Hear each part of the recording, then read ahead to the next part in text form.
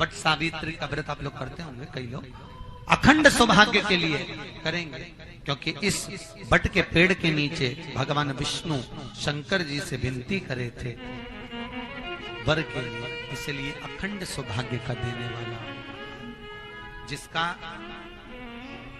Property का झगड़ा चल रहा हो, अदालत में कोई केस चल रहा हो, किसी भी चीज का केस, अदालत में अगर किसी भी चीज की अगर केस चल रहा है, तो बड़ के पत्ते के ऊपर बालू मिट्टी का शिवलिंग बना, बालू रेत का, बड़ के पेड़ के नीचे ही उसकी पूजन करें, उस पे 3 चम्मच दही चढ़ा दें, अपनी मनोकामना कर कर दही चढ़ाकर उस दही को चम्मच में वापस लेकर शंकर जी की पूजन कर कर उसको विसर्जन करें। वो दही जो लेकर आए, जब अदालत कार्रवाई हो और आप केस के लिए अदालत में जाएं, उसको चंदन में मिलाकर तिलक कर कर जाइए, आपका काम विजय प्राप्त होगी, काम फतेह हो जाएगा। बटकेश्वर महादेव का स्मरण करने से कार्य की सिद्धि होगी। जिस बच्चे का एग्जाम में पास नहीं हो रहा हो, अच्छे नंबर नहीं आ रहे हो, वो भी इस दही का तिलक लगाकर जा सकता। बटकेश्वर ऐसे भगवान शिव विराजमान हैं। 16 श्रृंगार में नारी के हाथ की चूड़ी का कलर अलग हो सकता है, चूड़ी की डिजाइन अलग हो सकती है, चूड़ी अलग हो सकती है, चूड़ी महंगी सस्ती हो सकती है, मंगलसूत्र की कीमत ऊंची नीची हो सकती है, पांव की बिछुड़ी की कीमत ऊंची नीची हो सकती है, कान के कुंडल की कीमत ऊंची नीची हो सकती है। तुम्हारे शरीर पर जितने जितने 16 श्रृंगार हैं, उसकी कीमत ऊंची नीची हो सकती है। केवल मंगलसूत्र की डिजाइन बदल सकती है, नाक की लौंग की डिजाइन बदल सकती है, कान के बुंदे की डिजाइन बदल सकती है, हाथ की चूड़ी की डिजाइन बदल सकती है, पांव की पायल की डिजाइन बदल सकती है। केवल नारी के 16 श्रृंगार में एक श्रृंगार ऐसा है जिसकी कीमत जो पहले थी वही कीमत आज तक है, और उसकी डिजाइन आज तक नहीं बदली। वो मांग का सिंदूर है, एक जैसी डिजाइन है और एक जैसी कीमत है।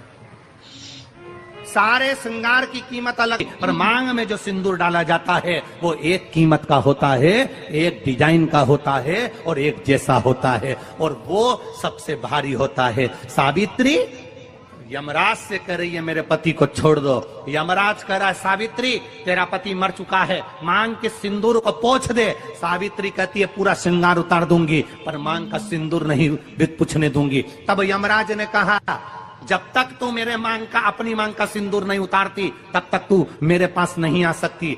भगवान यमराज से सावित्री ने कह दिया मैं भी तुझे वचन देती हूं यमराज, मेरी मांग में जब तक सिंदूर है, जैसे सीता ने लाइन, लक्ष्मण जी ने लाइन खींच दी थी और सीता पार नहीं जा सकती थी, मैं भी तुझे वचन देती हूं जब तक नारी की मांग में सिंदूर है तब तक तू उसके पति को उसके सामने लेकर नहीं जा सकता। ये भी मैं तुझे कह देती हूं। यमराज भैंसे पर सवार होकर सत्यवान को लेकर जा रहा था, सावित्री से वचन पर वचन चल रहे थे, अड़ के पेड़ के नीचे छोड़कर आए।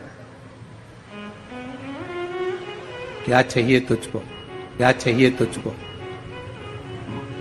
क्या दूं मैं तुझको, कुछ मांग ले मुझसे। सावित्री कहती है क्या दोगे आप, मेरे पति के प्राण दे दो बस वापिस, और कुछ नहीं चाहिए। यमराज यमलोक में प्रवेश करने लगा।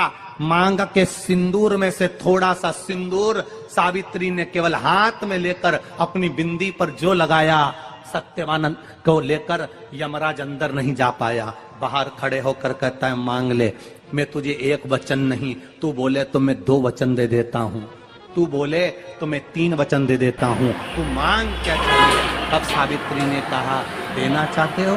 हाँ। अब यमराज को लगा कि लालच में पड़ गई सावित्री। तब कहा पहला वचन दीजिए, मेरे अंधे सास ससुर के नेत्र वापिस आ जाएं। यमराज ने कहा तथास्तु। दूसरा वचन दीजिए, मेरे सास ससुर अपने पोता पोती का मुख देखें। यमराज ने कह दिया तथास्तु।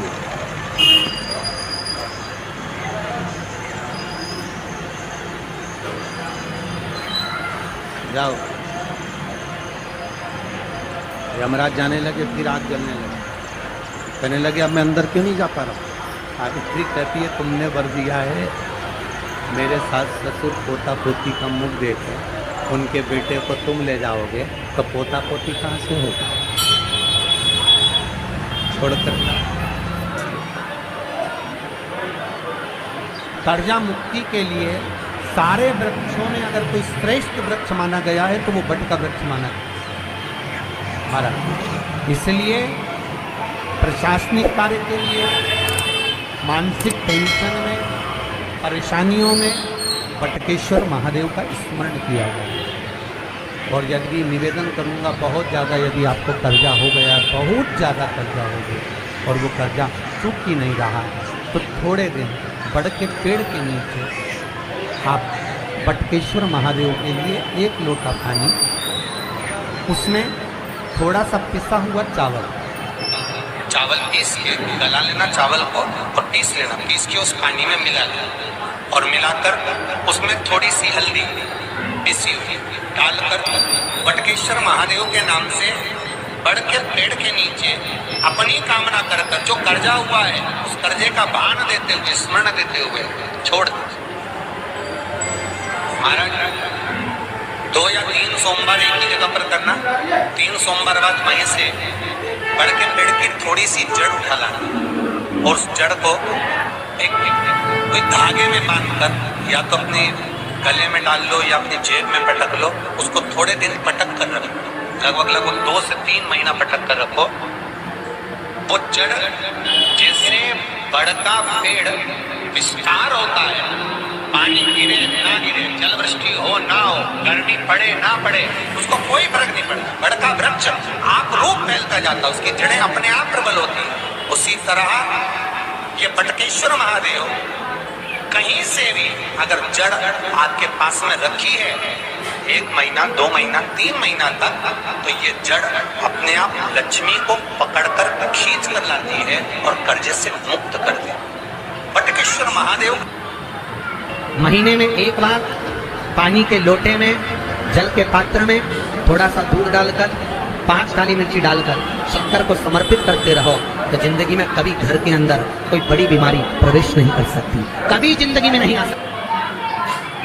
घर में लड़ाई चल रही है, क्रोध हो रहा है, विवाद हो रहा है, आपस में परिवार टूट रहा है, विवाद हो रहा है, पति पत्नी में झगड़ा हो रहा है, अदालत तक बात पहुंच गई, तलाक तक बात पहुंच गई, तो भी अगर एक श्रीफल को लेकर घर में घुमाकर उस पे लच्छा लपेटकर तुमरुका जी का नाम लेकर, जिस पति पत्नी में झगड़ा और उसके नाम का मोली लच्छा, लच्छा जानते हो मोली जो हाथ में बांधते हैं, नाड़ा, उसको लपेट कर अगर शंकर जी के मंदिर में ले जाकर उसको समर्पित कर दिया जाए तुमरुका जी के नाम से, तो पति और पत्नी में बैर होना समाप्त हो जाता है, दोनों में प्रेम बढ़ जाता है। तलाक की भी बात चल रही हो तो दोनों में प्रेम हो जाता है, तलाक समाप्त।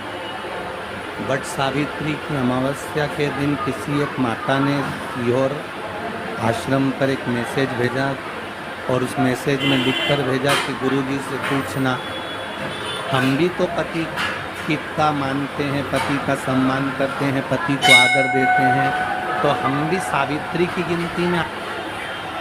सीहोर से मैसेज आया कि गुरुजी वो ऐसा ऐसा पूछा गया है, आप बताओ क्या कहना है। हमने कहा कह दो, जब बट सावित्री आती है तभी तुम पति को प्रणाम करती हो, जब दिवाली आती है तब पति को प्रणाम करती हो, जब करवा चौथ आती है तभी चलनी में मुंह देखती हो, बाकी के समय तो तुम जूड़ा बांध के ऐसी बोलती हो कि पति थर थर कांपता। 16 श्रृंगार में नारी के हाथ की चूड़ी का कलर अलग हो सकता है, चूड़ी की डिजाइन अलग हो सकती है, चूड़ी अलग हो सकती है, चूड़ी महंगी सस्ती हो सकती है, मंगलसूत्र की कीमत ऊंची नीची हो सकती है, पाँव की बिछुड़ी की कीमत ऊंची नीची हो सकती है, कान के कुंडल की कीमत ऊंची नीची हो सकती है।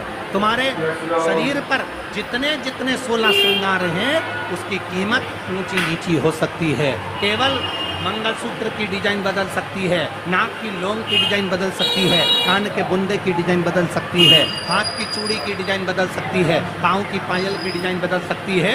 केवल नारी के 16 श्रृंगार में एक श्रृंगार ऐसा है जिसकी कीमत जो पहले थी वही कीमत आज तक है और उसकी डिजाइन आज तक नहीं बदली। वो मांग का सिंदूर है, एक जैसी डिजाइन है और एक जैसी कीमत है।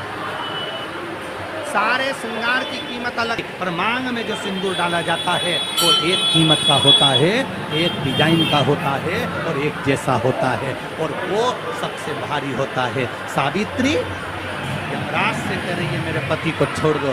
यमराज कह रहा है सावित्री तेरा पति मर चुका है, मांग के सिंदूर को पोंछ दे। सावित्री कहती है पूरा श्रृंगार उतार दूंगी पर मांग का सिंदूर नहीं, कुछ नहीं दूंगी। तब यमराज ने कहा था जब तक तू मेरे मांग का अपनी मांग का सिंदूर नहीं उतारती तब तक तू मेरे पास नहीं आ सकती।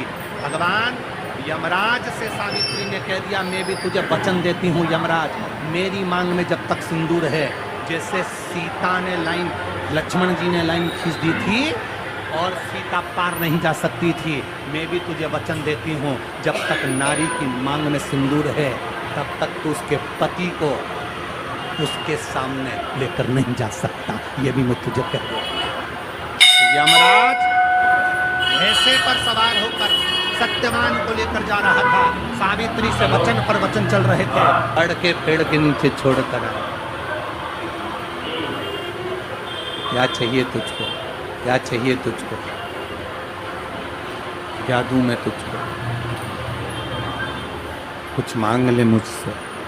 सावित्री कहती है क्या दोगे आप, मेरे पति के प्राण दे दो बस वापिस, और कुछ नहीं चाहिए। जब यमराज यमलोक में प्रवेश करने लगा, मांग के सिंदूर में से थोड़ा सा सिंदूर सावित्री ने केवल हाथ में लेकर अपनी बिंदी पर जो लगाया, सत्यवानंद को लेकर यमराज अंदर नहीं जा पाया। बाहर खड़े होकर कहता है मांग ले, मैं तुझे एक वचन नहीं, तू बोले तो मैं 2 वचन दे देता हूँ, तू बोले तो मैं 3 वचन दे देता हूँ, तू मांग क्या चाहिए। अब सावित्री ने कहा देना चाहते हो, हाँ। अब यमराज को लगा कि लालच में पड़ गई सावित्री, तब कहा पहला वचन दीजिए, मेरे अंधे सास ससुर के नेत्र वापिस आ जाएं। यमराज ने कहा तथास्तु। दूसरा वचन दीजिए, मेरे